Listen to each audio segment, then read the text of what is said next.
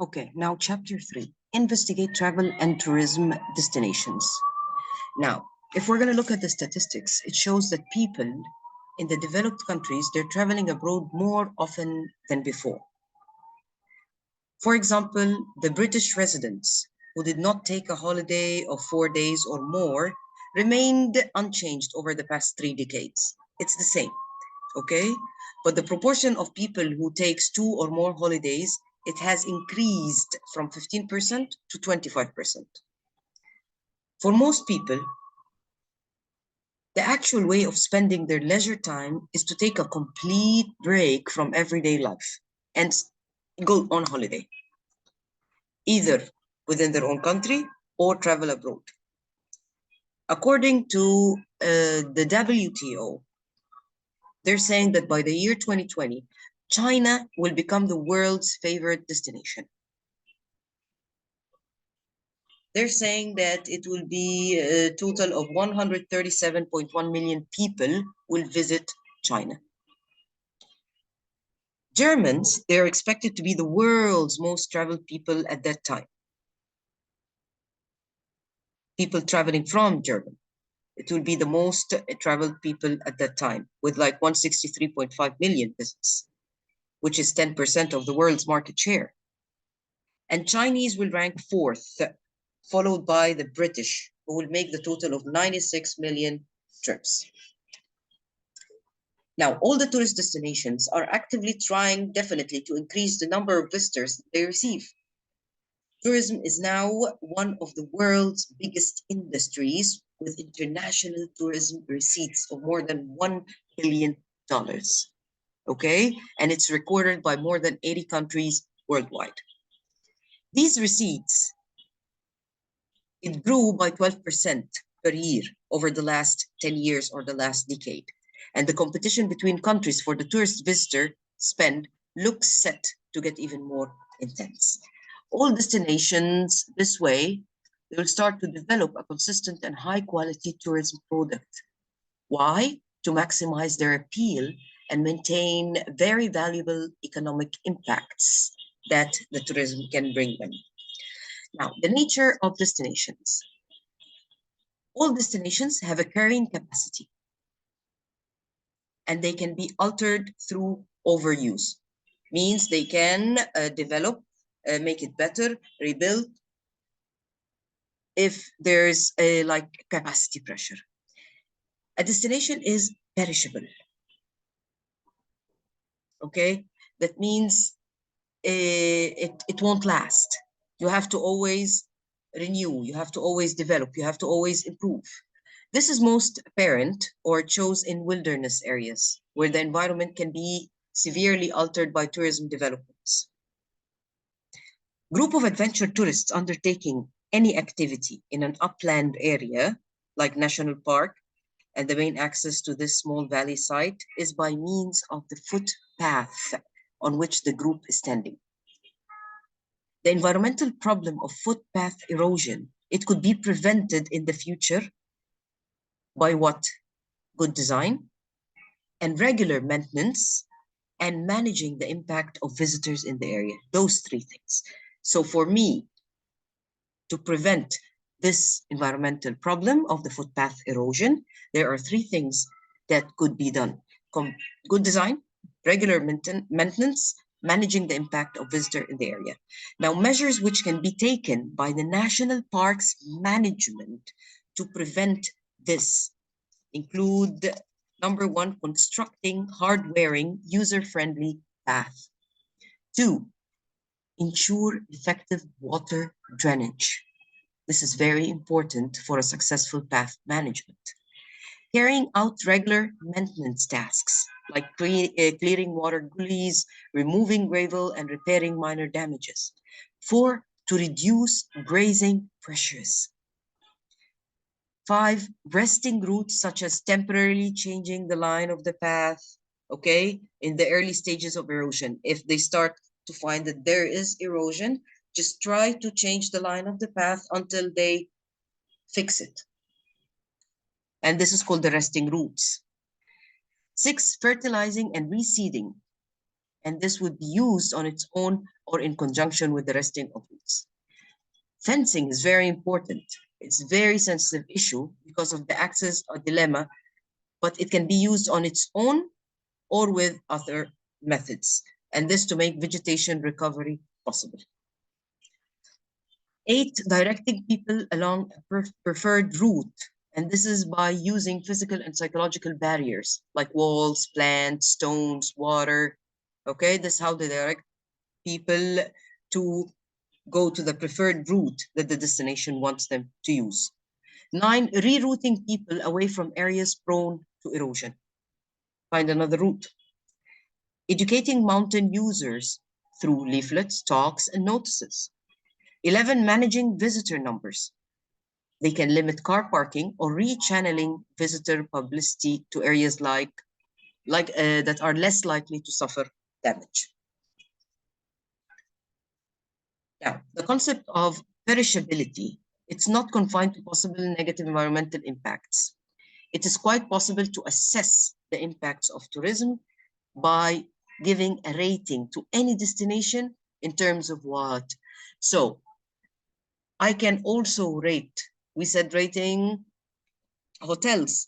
Now we can rate those destinations, okay, in terms of environmental and ecological quality, social and cultural integrity, condition of built heritage, whether it's archaeological, historic, and current structures, aesthetic appeal, both natural and human-made, the nature of tourism development.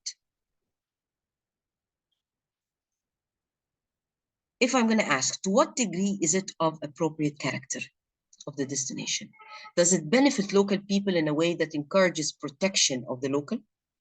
How well are tourists informed about the local and their proper role? The most important thing is the future outlook for the destination in terms of sustainability and taking into account all prevailing stewardship practices and policies. Okay, future outlook is very important for the destination in terms of sustainability. Now here, it's the destination outlook scale. How to rate? If I'm going to look at this area, the rating 1 to 2, if it is catastrophic and all criteria very negative and the outlook is grim. Okay, if I rate 3 or 4, this place is in serious trouble. It needs to be fixed. 5 to 6, it is in moderate trouble. All criteria medium and negative, or a mix of negatives and positives. What about if I give 7 to 8? We have small difficulties or minor difficulties in the place or the destination. If I give 9, it's authentic, it's not spoiled, and it's likely to remain as it is. What about 10? It's enhanced, developed, improved, perfect. There are now many other quite specialized reasons for international travel. Pilgrimage, sporting trips, educational trips, medical treatments, visit. Pilgrimage or any other religion journeys to destinations. Sporting trips like cricket, rugby team, and a competition abroad. Okay, these are specialized reasons for international travel. Educational trips, study centers for courses or important sites. Medical treatment visits. Now, in most destinations, the facilities available for tourists, they're also available for use by the host population. So now the destinations, okay, they have multiple use from the local host population or local population and the tourists. The extent to which any destination shows such multiple use can be easily investigated, and it would be quite possible to undertake the following piece of primary research within your own local area. We don't need this, but this is the most important part here. Okay? Next, key influences of travelers' decision-making process. What are the key influences to have the traveler to make a decision? First, general influences on a destination awareness. For example, past family holidays. They've been there before, or some of the family members have been to this destination before. Watching TV and films regarding this destination. Mass media, what are they saying about it? Okay, the news, brochures, general influences on a destination awareness. How is he aware of the destination before making a decision to see this or to travel to this destination? Number two, factors limiting destinations. Okay, I can't go to this destination, but I can go to the other one. What are those limiting factors? For example, amount of disposable income. How much do you have? Your budget. Employment status. What do you do? Size of household and number of children. This could affect going to a certain destination. Personal preferences. What do you actually like? Needs and wants, and amount of free time to travel to a certain destination. The other key influences that influences the traveler's decision, cultural appraisal. Now, an individual's final choice of destination is strongly influenced by the values and attitudes they are exposed to. Many individuals are likely to be influenced by what is currently being covered by the press and mass media. Okay, whatever they know about this destination, this will affect and influence their decision. And this point, the cultural appraisal by mass media and press, this can affect of the destination failing or not, or falling in and out of fashion, depending on the mass media and press. That's the cultural appraisal. Now, tourist destinations as amalgams. To explain this briefly, I'm going to say tourism is an amalgam of visitors' consumption of goods and services that includes transportation, accommodation, food and beverage, recreation, entertainment, travel and tour operations, and local products like souvenirs. Okay? It's the combination of all of these. This when a destination is considered as an amalgam. Okay? In many destinations, tourism will be one of the pillars of development, a sustainable source of national revenue and decent employment and poverty reduction tool.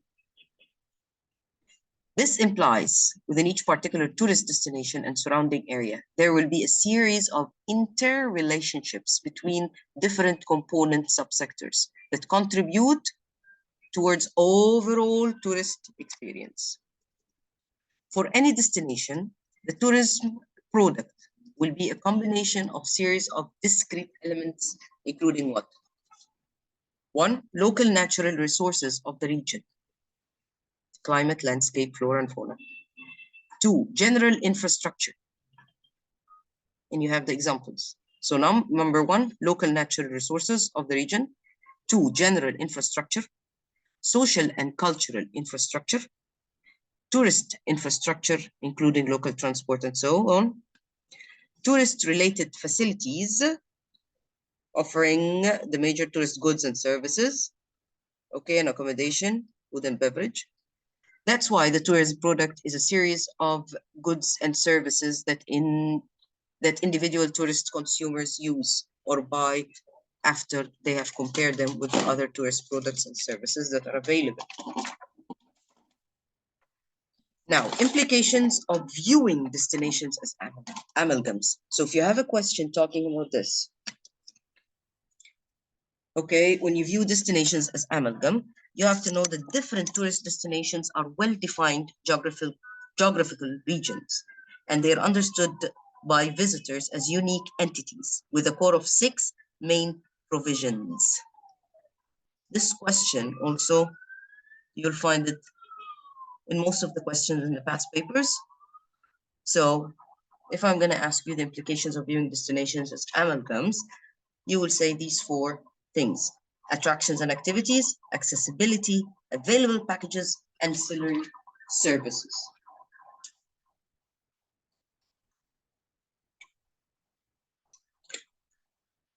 Then we'll go to the next part. WTO states that a tourist destination is what? It's a physical space in which visitors spend at least one night, made up of tourism products, and then give the example, such as support services, attractions, and tourism resources. Okay? So made up of tourism products and tourism resources with physical and administrative boundaries that define its management, images, perceptions of market competitiveness.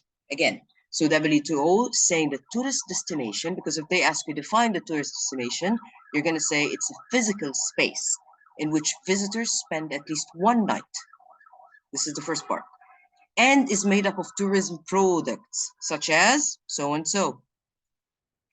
And tourism resources with physical and administrative boundaries that define its management, and images and perceptions of market competitiveness.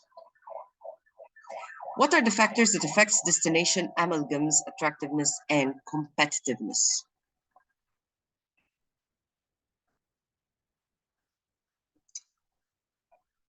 Attractiveness of any destination, it reflects the feelings and opinions of the visitors about the destinations, okay?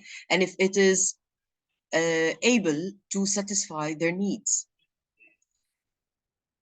Number two, the more a destination is able to meet the needs of the tourist, the more it is perceived as being attractive. And this destination is more likely to be chosen from others. The attractiveness of a tourist destination also encourages the people to visit and spend time at that destination. Without attractiveness, tourism does not exist, and there could be only little or no need for tourist facilities and services in that destination. On the other hand, destination competitiveness is associated with ability to deliver an experience that is more satisfying that's being offered by other destinations. Now, under ideal conditions, tourism development, it should result in the ability of the destination to provide social, physical, and economic benefits to the destination population, as well as a satisfying experience to the tourist. Now, the range of activities in any destination is very important. It's an important pull factor and represents some of the most critical aspects, actually, of destination appeal. Destination managers, they have significant control and influence over the mix of activities. So the mix of activities is the result of initiatives and creativeness by the destination.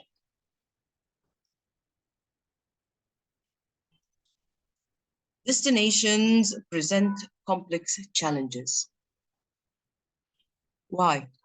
They must face the demands of tourists who are now more experienced and they have greater expectations, and the needs of tourist-related businesses as well as those of the residential community. Two, there is rarely a single owner. There is less chance of a coherent set of goals and objectives. There is rarely a single owner. Three, destination managers, they have to respond to the reality that a destination is more than the sum of its parts, and they have to contribute positively to create a situation where a range of positive impacts develop. And this will appeal to the tourists to come and visit the destination. The reward in meeting such a challenge will be sustainable tourism in the form of economic development, which will improve the quality of life of the host community, provide a high quality experience for the visitor, in the long term, maintain the quality of the environment on which both the local people and the visiting tourists depend.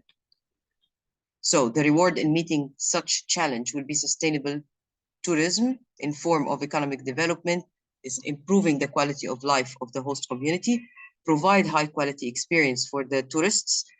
In the long term, they will maintain the quality of the environment in which both local people and visiting tourists depend on. The features which attract tourists to a particular destination. These are 10 points here. What are the features that attract tourists to a particular destination, to a particular destination? Scenery and landscape, vegetation and wildlife, historical and cultural attractions. Try to memorize 5 of those, okay? But know the others. Modern built attractions, indoor or outdoor activities, accommodation options, events and festivals, the weather and climate of the area, food, drink, and entertainment facilities, and accessibility and gateways in the area. Those following factors, they strongly influence the relative popularity of any destination. Okay, so what does influence the relative popularity of any destination to make it popular? The cost of accommodation, cost of transport, costs at destination, destination promotional activity, crime and social problems,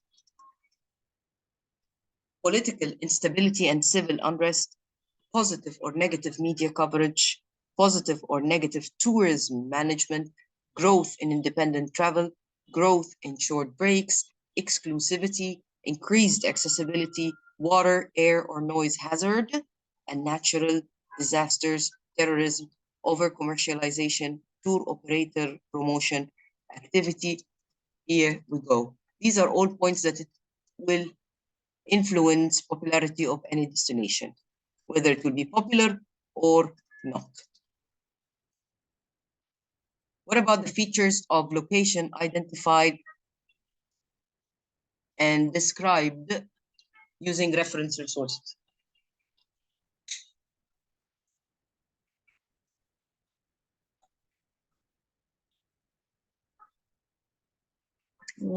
This is an example. You can just go ahead and read it. Now, the resort's objectives is to offer much more than just a daytime, water-oriented resort experience. Adults, they definitely enjoy premium levels of service with variety of dining options, pools, recreational activities, sports and fitness options, bars and lounges with nightly entertainment. Now, if we're going to talk about the example, Centara Hotels and Resorts, very own 5-star spa experience. Also, children will benefit from the new Centara Hotels and Resorts Kids Club. What do they offer? Kid Camp for ages 4 to 9, E-Zone for ages 10 to 17. Guests are also able to choose from 7 categories in Centara Hotels and Resorts of beachfront and overwater accommodation. This is the main thing. You can read just Centara, Grand Island Resort and Spa. And this will explain to you the features of one of the locations and how it's identified and described. Okay, this is chapter 3. As soon as I'm ready, I will send you chapter 4.